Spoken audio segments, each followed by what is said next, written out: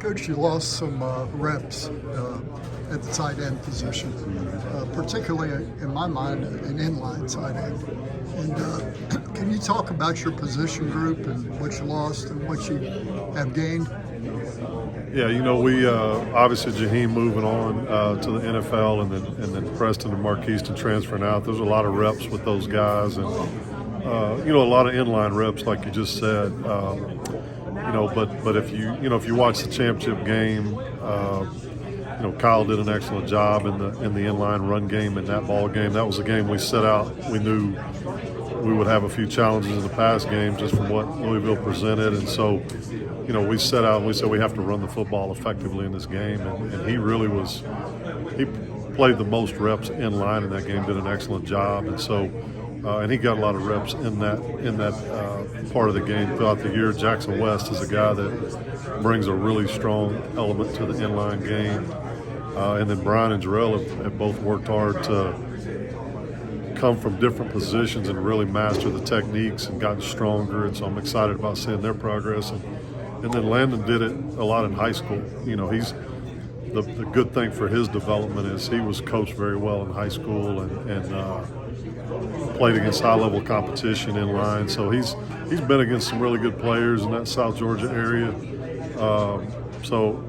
College is always a transition for any freshman, but I think for most tight ends it's a lot more because they either played a different position or they didn't do a lot of inline blocking, and he has. So I think he's already comfortable with the techniques. It's just a matter of now applying it to bigger, stronger people.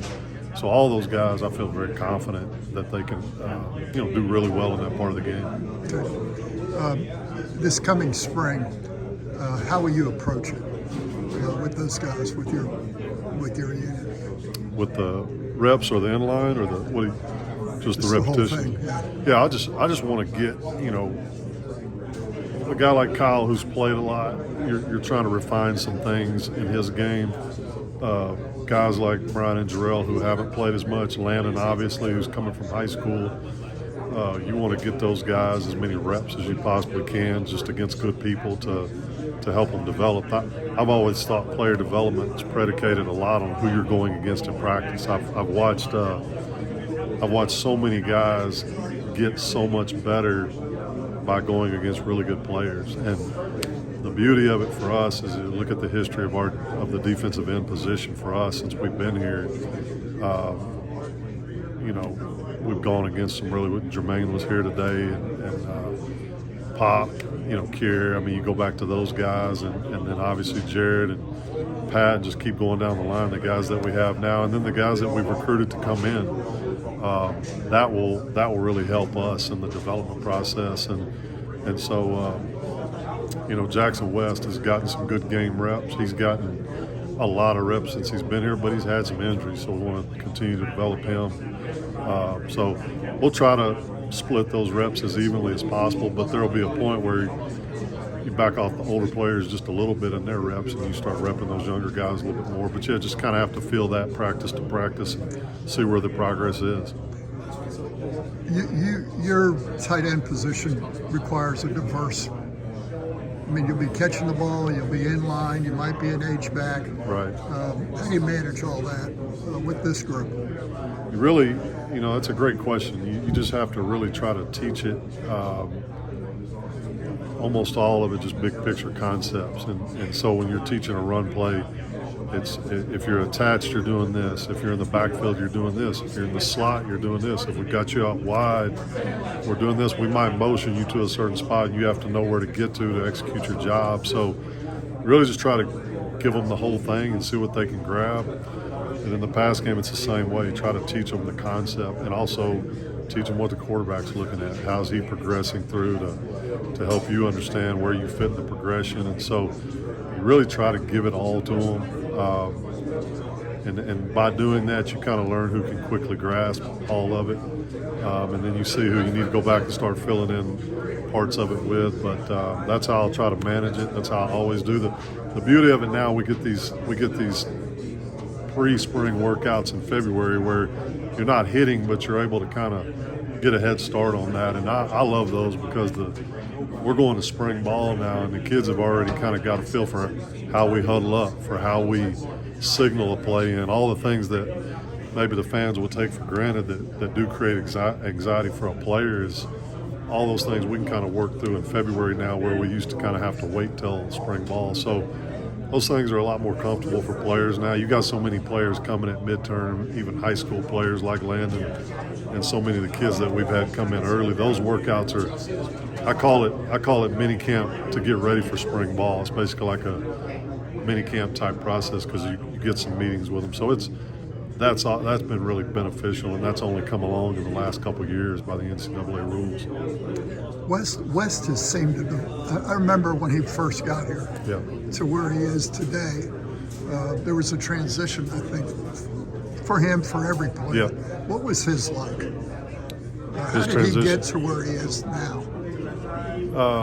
I mean, he's an extremely hard worker, very diligent, very focused, very intense. Like, you come in the meeting room, he's on the front row, and he's locked, and he's asking questions, and then you go in the weight room, and his intensity in there. You go watch him in the drill work and tour of duty.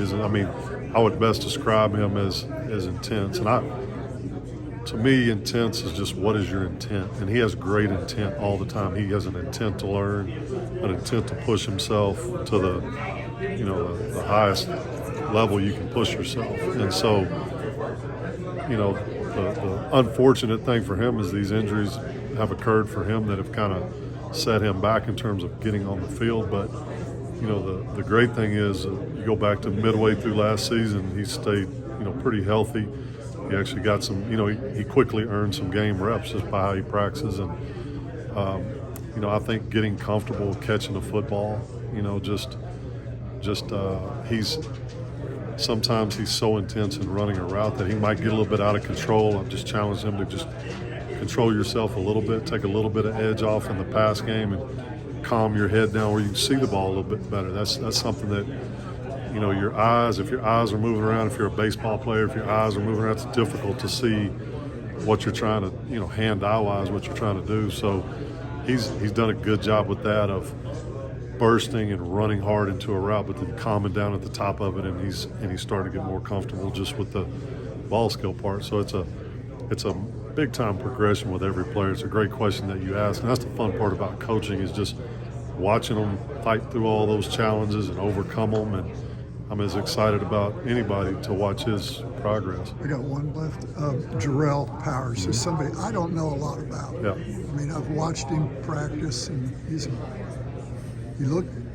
physically he looks like the right guy. Good looking kid, yeah. Yeah. What can you tell us about him? He was a guy in high school that just played wide receiver. He was just a big wide receiver. They kind of got him off the basketball team, when he was younger, and never really played tight end. But it was during COVID. It was a little bit hard to get out and see those guys. You couldn't get out and see them at that time. So first time we saw him was on his official visit in June when it first opened up. So, and we noticed, just like you did, he's got the body type and the frame, to play tight end. He runs well, but he's not quite top end fast enough to just be a receiver. So here's a guy, that you think you can develop into a guy that, he showed enough movement-wise and physicality-wise to say, okay, we think he can block. And he's shown that, like, he's not afraid to block. He's not afraid to put his hat in there and really, try to cut a guy off and do the things you have to do. And he's a good route runner. He's got good ball skills. He's got that burst. He's kind of, as he's gained weight, he's maintained that ability to run and have a burst. And now it's just, for a guy like that, his second spring's huge of just putting it all together. Because for him, and I mentioned Landon a while ago, who had played a lot of inline and played in the backfield, Jerell had never done that. And that's a big transition for guys, just kind of learning the leverages and where do you want me to put my hat in the run game? Where do you want me to put my hands? Where are my eyes going? There's a lot to all that stuff that if you've never done it, and same with Brian, and so I think for Brian's a little bit the same, like this spring, like putting all that together now and go make those plays. Jerell, physical development, getting stronger when you're bodied, and guys are spot in you and you're going to catch a ball, like go make that play. Go this strength that you've developed over the last couple of years, now let that show up. Same with Brian. Brian's one of the best lifters we have. Like go play big. You know, those are the things that I think Jerell's got to do in terms of his development, and there's no doubt in my mind he can. He's got a really good skill set. I'm excited about any guy to watch him this spring. What do you think about his transition last year?